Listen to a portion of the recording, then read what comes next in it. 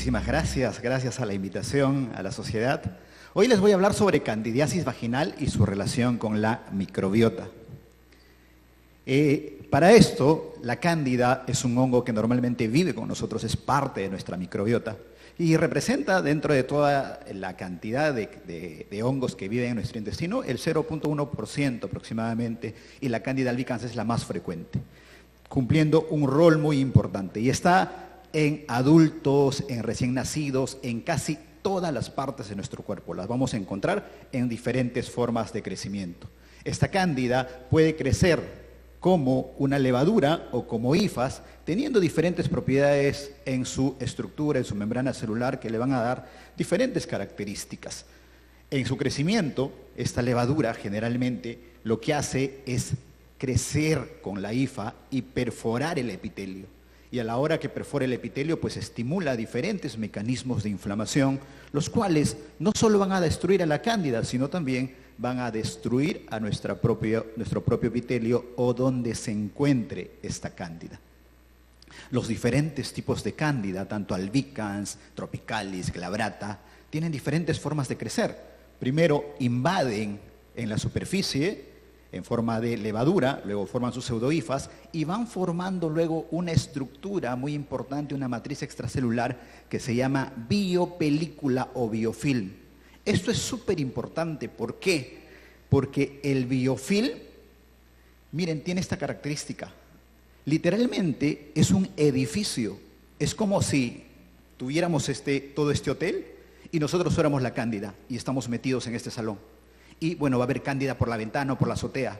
Generalmente nuestro mecanismo de protección únicamente va a tratar de destruir a la cándida que está en la parte exterior, o en las ventanas o en la azotea, pero no va a llegar a la cándida. Esto es microscopía electrónica, por ejemplo, en la que vemos a la cándida, y la cándida está protegida por esta matriz extracelular, por este biofilm, lo cual nos da o le confiere a la cándida pues defensas contra nuestro sistema inmune y también contra los antimicóticos. Generalmente, para que pueda crecer esta cándida necesita pues un pH adecuado, necesita una nutrición y necesita una superficie adecuada.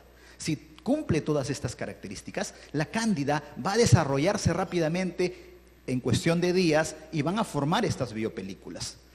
Y generalmente, ¿qué pH necesitan? Un pH de 5 a 6. En nuestro centro, nosotros tenemos un centro en Perú exclusivamente dedicado a microbiota vaginal y diariamente vemos entre 12 a 15 pacientes con infecciones recurrentes, tanto vaginales como urinarias o cualquiera de ellas, que son mujeres que usan antibióticos tras antibióticos, antimicóticos tras antimicóticos y no resuelven su problema. Ese tipo de pacientes son las que nos llegan. ¿Y qué hemos encontrado? En 1282 muestras con candidiasis visible, tal como vemos, que el pH está entre 5 a 6. Esta biopelícula, ya en el 2012 se ha descrito todos los genes que transcriben esta biopelícula. Hay 6 genes principales y 44 genes reguladores para que se formen esta biopelícula. Cuando se altera uno de esos genes, pues la biopelícula pierde su estabilidad. Y ahí puede estar el secreto de cómo es que podemos destruir estas biopelículas. Ahora, estas biopelículas, esta estructura de la cándida, ¿solo vivirá la cándida? Pues no. Se ha encontrado que hay simbiosis, es decir, hay otros gérmenes que también viven ahí. ¿Y qué gérmenes están metidos? Streptococcus, Bacteriofragilis, el Helicobacter pylori, Streptococcus, Enterococcus, diferentes gérmenes en cualquier parte. Por eso es que muchas de nuestras pacientes no solo tienen síntomas vaginales, tienen síntomas digestivos, síntomas en la piel, síntomas en diferentes partes del cuerpo. Y ahí también puede estar el secreto por el que tal vez diferentes tratamientos para los diferentes gérmenes como el Helicobacter pylori no funciona adecuadamente. Para Staphylococcus aureus no funciona adecuadamente. Por ejemplo, esta es microscopía electrónica en la cual el Staphylococcus aureus está adherido a las hifas. Es decir, hay una simbiosis entre la cándida y el Staphylococcus aureus. Nosotros, en nuestro centro, que hemos encontrado que en el 23% de nuestras pacientes tienen Ureaplasma ureolyticum, un germen que se transmite por relaciones sexuales. Es decir, esas pacientes que tienen infecciones vaginales recurrentes tienen también ureaplasma, y el ureaplasma vive en un pH de 5.5 a 6.5. Ahora, ¿qué tiene que ver toda esta formación de la biopelícula y cómo es que la cándida genera esta estructura con la resistencia a los antimicóticos? Nosotros conocemos todos los antimicóticos que hay: terbinafina, nistatina, fluconazol, caspofungina. Todos ellos intentan matar a la cándida a través de actuar en su membrana celular o directamente en el citoplasma o en el núcleo. Es decir, todas ellas buscan matar a la cándida, pero ninguna de ellas va a la pared, al biofilm, a esta estructura que se está formando. Mientras no eliminemos esa estructura, no hay forma de destruir a la cándida. Por eso es que muchos pacientes regresan con frecuencia. ¿Y qué se ha encontrado? Que todos o la gran mayoría de estos antifúngicos tienen un 70% de resistencia. Son pacientes que llegan a la consulta, le das tratamiento fluconazol, ketoconazol, están bien un ratito, después a la semana, a 2 semanas o al mes o a los 3 meses, nuevamente están regresando con infecciones. ¿No es cierto? O muchas veces ya le das el fluconazol y no le funciona. ¿Por qué? Porque hay una alta tasa de resistencia antimicrobiana. Y ahí viene a jugar un papel muy importante nuestra microbiota. La microbiota vaginal, que ya ampliamente está siendo estudiada, tenemos 4 tipos de lactobacillus principales ahí: el Jenseni, el Gasseri, el Inners y el principal, el Lactobacillus crispatus. Estos lactobacillus producen ácido láctico y hacen que el pH de la vagina esté entre 3 a 4.5. El ácido láctico ha demostrado que inhibe el crecimiento de la cándida, inhibe la adherencia de la cándida al epitelio, inhibe la adherencia de la Gardnerella, de clamidia, de ureaplasma. También tiene un efecto antiinflamatorio. Hay diferentes estudios en los que diferentes tipos de lactobacillus como el brevis, el salivarius, el gasseri han disminuido la adherencia de la cándida hacia el epitelio. También el lactobacillus crispatus tiene un papel ante la agregación de la formación de la cándida, y no solo frente a la cándida, sino frente a otros gérmenes. Como te había mencionado, nosotros atendemos pacientes con infecciones crónicas y generalmente llegan a nosotros pacientes con infecciones urinarias por BLE positivo, beta-lactamasa de espectro extendido, que tienen que usar pues imipenem, meropenem, ticarcilina y diferentes antibióticos muy potentes. Les regulamos el pH de la vagina y recuperamos la microbiota y de pronto se van estas infecciones.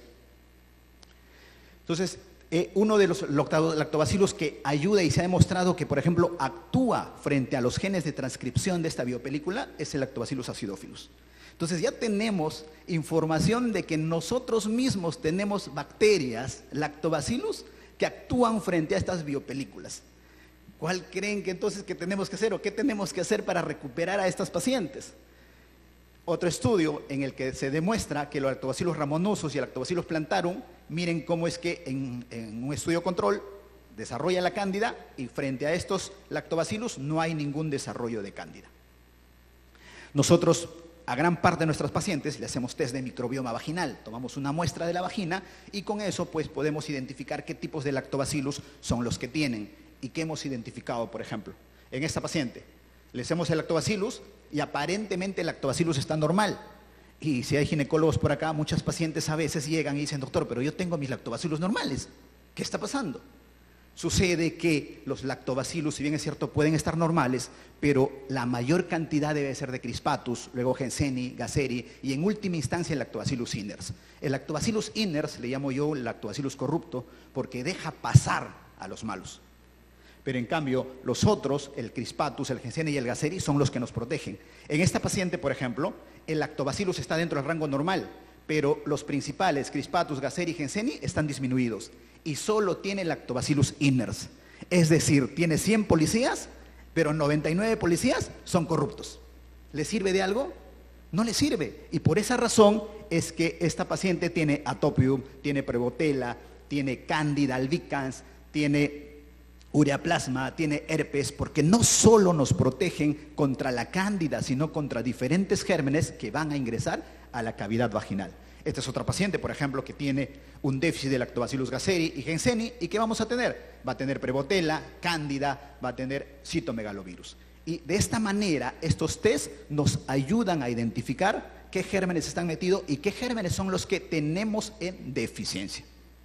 Normalmente, esta es la imagen que vemos en todas nuestras pacientes con infecciones vaginales y que la gran mayoría ¿qué es lo que hace? ¿No? Ve este tipo de pacientes y únicamente pensamos que es un problema ginecológico. Cuando no, esta alteración de la microbiota no solo es en la vagina, también es en el intestino. Y estos pacientes que tienen mamá con infecciones, que de pronto nacieron por parto por cesárea, no recibieron lactancia, una mala alimentación, estrés crónico, el uso de antibióticos, uso de antióxidos, hay un gran historial detrás de ellas.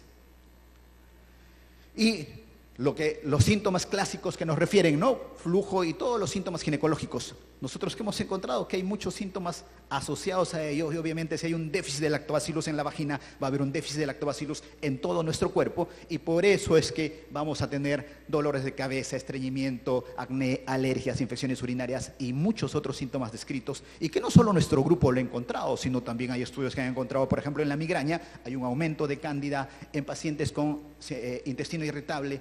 También hay un aumento de diferentes tipos de cándida. Entonces, el enfoque actual, ¿estará siendo suficiente? Este ha sido extraído de la guía de la FIGO del 2022, en la cual nos mencionan qué tenemos que hacer ante una candidiasis vaginal. Y nos invitan a recetar todos estos medicamentos. Y ya te había mencionado que hay un 70% de resistencia a estos antimicóticos. ¿Producto de qué? De la formación de estos biofilms. Entonces, ¿será suficiente seguir recetando ese tipo de medicamentos? ¿O es que hay que romper ciertos paradigmas y empezar a buscar otras alternativas? ¿Qué cosa es lo que tenemos que hacer? Pues nosotros, ¿cómo lo manejamos? Evitamos principalmente los factores de riesgo. ¿Cuáles son esos factores de riesgo? Pues todo lo que les había mencionado, ¿no? La alimentación, el estrés, y ahorita vamos a ir definiendo cómo es que eso puede mejorar. Generamos condiciones para destruir a la cándida, pero sobre todo para destruir al biofilm. ¿A través de quién? A través de las bacterias mismas que nosotros tenemos, que son los lactobacillus. Por eso es que generamos condiciones para aumentar el nivel de lactobacillus. ¿Qué hacemos? Está claramente demostrado que la cándida, para poder crecer, adherirse y formar biofilms, necesita glucosa y fructuosa, sus principales nutrientes. Entonces, si esos son sus principales nutrientes, lo que tenemos que hacer es eliminar esos principales nutrientes. Así que eliminamos por completo el azúcar refinado. Eliminamos por completo las frutas maduras. ¿Qué otra cosa más? Se ha encontrado que en estas pacientes hay una ansiedad crónica, hay un estrés crónico, hay unos niveles altos de cortisol, pero no en la mañana, como rompen normalmente su ciclo circadiano. Normalmente el cortisol se debe elevar en la mañana y disminuir en la tarde o en la noche. Pero en ellas está al contrario, hay una disminución de cortisol y un aumento después. Entonces hay que trabajar mucho en el tema emocional. ¿Qué hemos encontrado? Que en el 80% de estas pacientes hay ausencia física o emocional de papá, de mamá, hay antecedentes de maltratos. De pronto mamá, papá discutían, se peleaban, hay abusos. Entonces, estas pacientes llevan años no gestionando sus niveles de estrés, llevan años con niveles de cortisol y hoy siguen en broncas con papá, con mamá. Y siguen, obviamente, elevando constantemente sus niveles de cortisol. ¿Cómo es que generamos condiciones para que los lactobacillus puedan vivir? Acidificando el pH de la vagina. ¿Y cómo acidificamos el pH de la vagina? Pues usamos ácido bórico, ácido láctico, que ya ha estado ampliamente utilizado en diferentes investigaciones, y nosotros es lo que usamos. También usamos probióticos, tanto vía vaginal como vía intestinal. ¿Qué probióticos usamos? Dependiendo, si hay pacientes que de pronto llegan y no tienen para hacerse el test de microbioma, pues le tratamos de recuperar estos que le hacen falta, que es el Crispatus, Ginseng y Gasseri. Ya si esta paciente tiene la posibilidad de hacerse el test, de acuerdo a lo que le falte, es lo que vamos a ir poniéndole. Podemos ponerle Lactobacillus crispatus, Lactobacillus ginsengii, Gasseri. Dentro de la vagina tenemos Lactobacillus casei. Y por vía oral, generalmente usamos estos 3 tipos de lactobacillus que nos ayudan mucho a regenerar todo el tema. ¿Okay? También hemos encontrado que la vitamina D está disminuida en estos pacientes y usamos otro tipo de productos como el aceite de orégano, el aceite de coco, la cúrcuma, el jengibre, todos estos fermentados que nos ayudan a recuperar nuestros niveles de lactobacillus. Estas son las conclusiones. La cándida se desarrolla en un pH de 5 a 6. Para que exista candidiasis tiene que haber un déficit de lactobacillus. El principal problema definitivamente es ese déficit. Lo que hay que hacer entonces es mejorar la microbiota vaginal y mejorar la microbiota intestinal, ahondando en el tema de la alimentación y el estrés crónico. Muchísimas gracias por tu tiempo. Pueden encontrar toda la información en nuestras redes sociales.